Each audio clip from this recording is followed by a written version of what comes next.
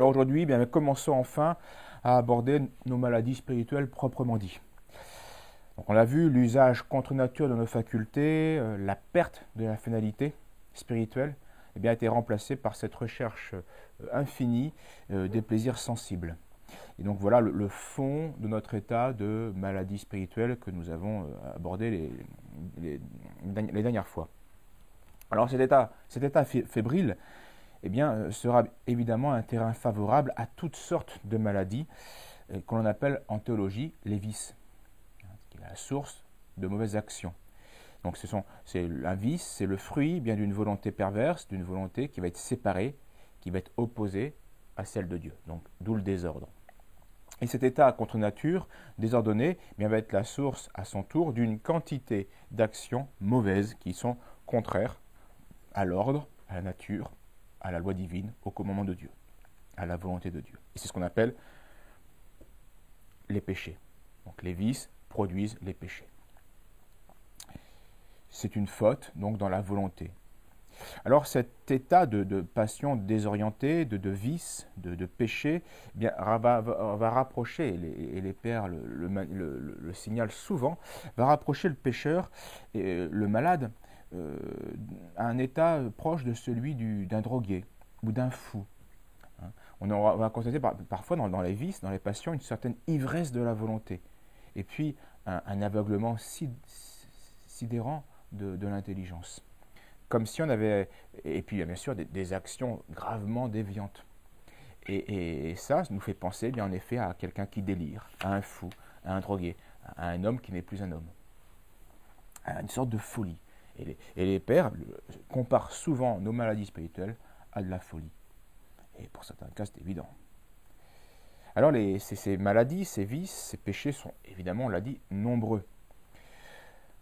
Citons quelques-uns. La négligence, c'est fréquent.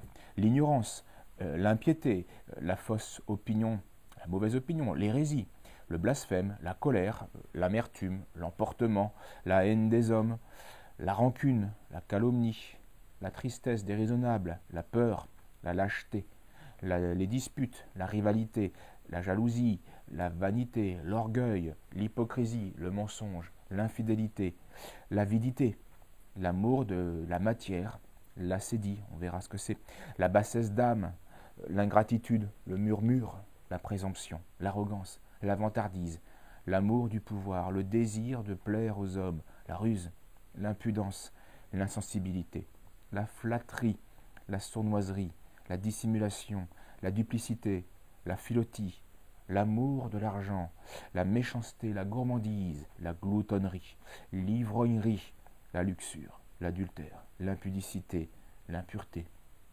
la recherche de plaisirs de toutes sortes, la corruption des enfants, les passions infâmes et contre nature entre un même sexe, le vol, le sacrilège, le brigandage, le meurtre, les sortilèges, l'amour des parures, la oisiveté, la tyrannie, l'arrogance, la cruauté, l'entêtement, le mépris des autres, l'injure, la débauche, la mollesse, le bavardage, la médisance, le désespoir, l'abattement, la mélancolie, etc., etc., etc. Il est impossible d'énumérer tous les vices.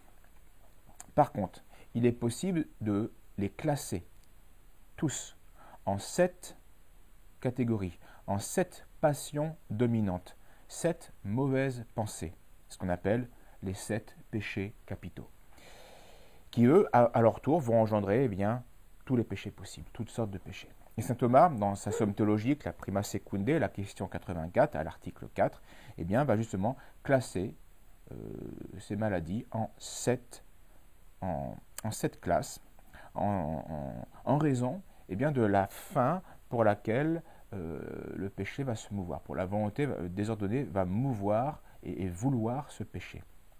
Alors, soit le désir désordonné se trouve dans les biens de l'âme, alors on a l'orgueil, la vanité, recherche de louange désordonnée, d'honneur. Soit le désir est désordonné dans les biens du corps individuel, c'est la gourmandise. Soit le désir est désordonné, mais dans les biens de l'espèce, de la procréation, et on a la luxure. Soit les biens sont désordonnés dans les biens soit le désir est désordonné dans les biens extérieurs, et on a l'avarice. Et puis, les trois autres sont classés de la manière suivante. Le désir, maintenant, est désordonné, toujours dans le bien que l'on veut, mais il va y avoir une conséquence en plus, il y a un préjudice pour autrui. Dans les autres, il n'y avait pas de préjudice pour autrui, on se faisait du mal qu'à soi par ce désordre. Mais dans les trois suivants, le désordre va aussi avoir des conséquences sur autrui.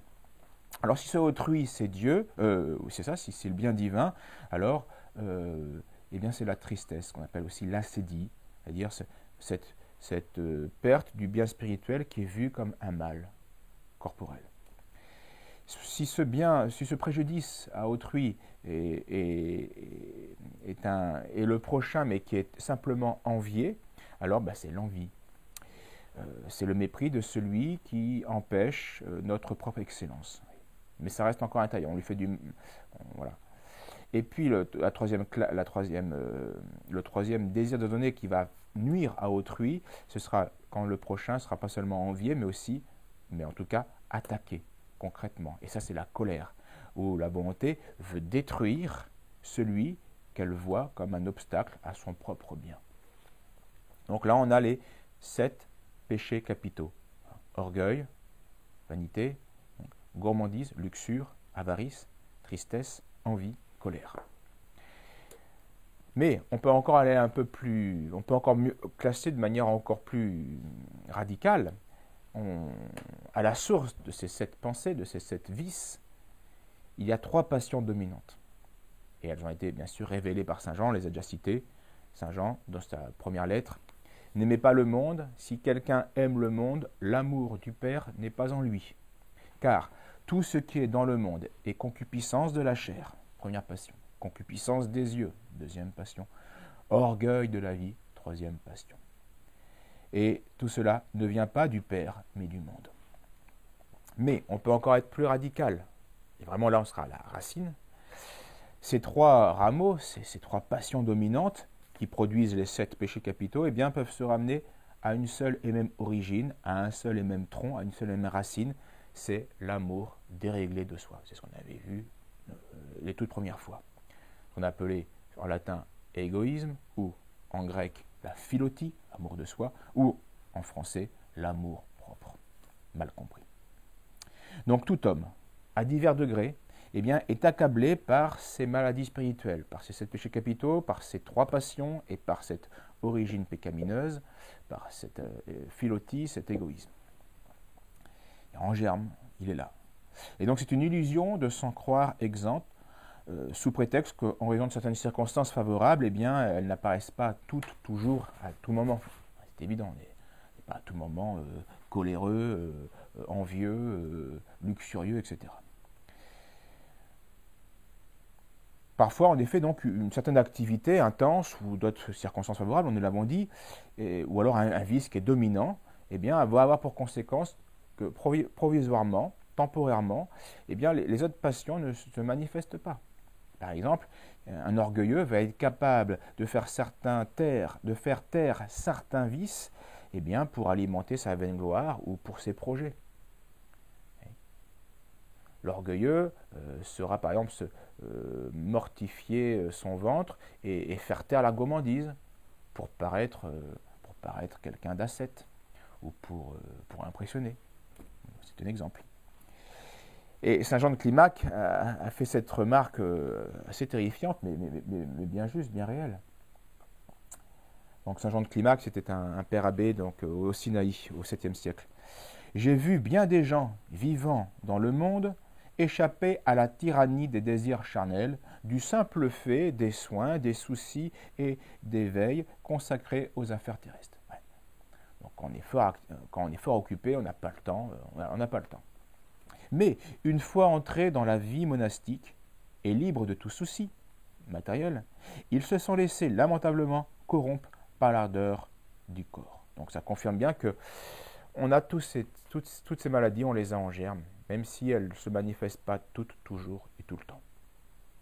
Donc ces maladies, ce sont des passions, qu'on l'a dit, donc désorientées, c'est-à-dire désordonnées de la finalité pour laquelle nous avons été créés, être déifiés.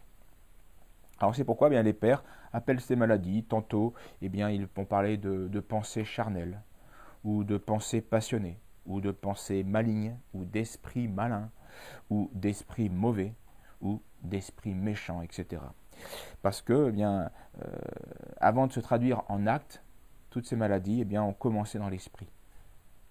Elles sont avant tout des pensées, des pensées.